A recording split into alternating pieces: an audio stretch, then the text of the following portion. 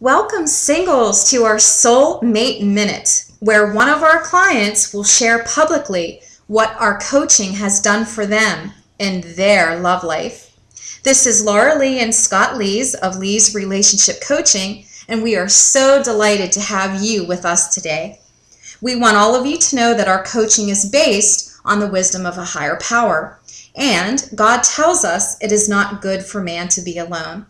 And innately, we all know this to be true. Think about it. We love to connect with people, spend time with friends, and fall madly in love.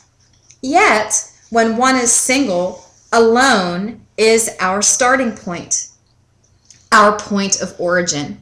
And this is where we must begin our transformational journey. There is great power in this point of potential energy. Think of a star tennis player like Rafael Nadal, ready to begin his match. Well, we have another star poised and ready to start her journey toward the reception of her suitable helpmate.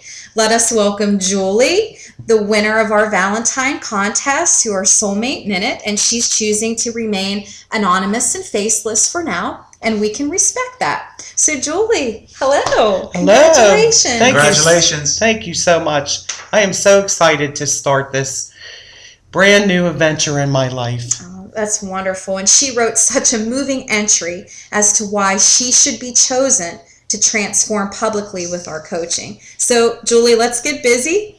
You've already started our coaching program. You're about a week in, right? Yes. Right? And yes. Would you mind sharing with your listening audience a specific portion of your study so far? And it's where Scott and I asked you how you are in your alone state. So in other words, how do you think, feel, and act when in your alone state? So let's start with thinking. Okay. Now, Julie, how do you think about being alone? Well, it's funny. Before I read the first session, I think I never really thought or allowed myself to think about being alone because it was too painful. But since I've had the opportunity to be part of this, in reading the session, I finally gave myself time to be quiet and to really think about being alone. And it's it's a sad state to be alone. It's depressing. And it's hard to keep yourself feeling up on a daily basis. It's just very sad state. Mm-hmm. And I think we can all identify with thinking that way at one time in our lives. Julie, how do you feel about being alone? Well, the hardest part for me is the feeling is that it makes you feel like you're not worthy, like you're broken or something must be wrong with you. Because why are you the one that's alone? Mm-hmm. None of my friends are alone.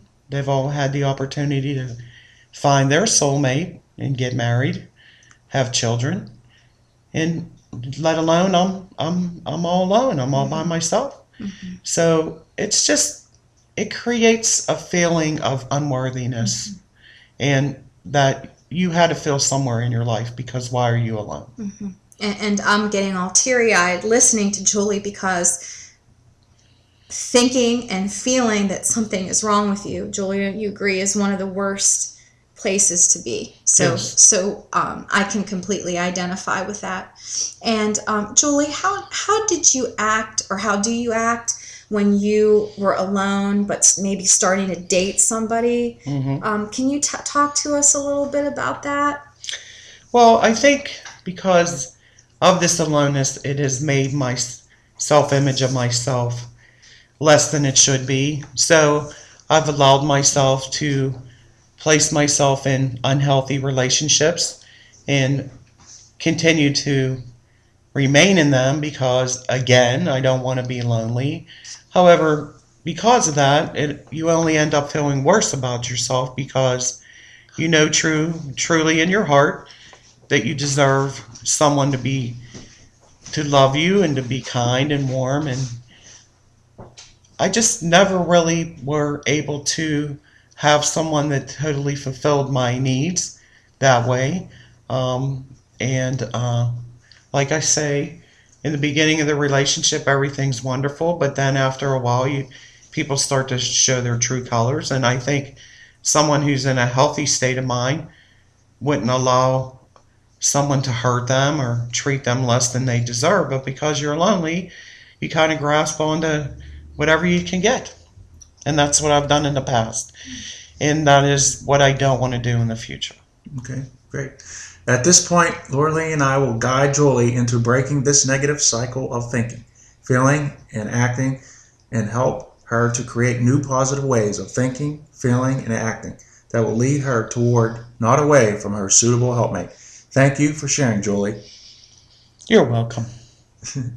Listening audience, if this reality show resonated with you, if you are able to connect with Julie, send her encouraging messages and suggestions while she transforms her life before next Valentine's Day, making herself soulmate ready. Until our next session, when we hear the results of Julie's practicing new habits, this is Laura Lee and Scott Lees of Lees Relationship Coaching, wishing you health, wealth, and love. God bless. God bless.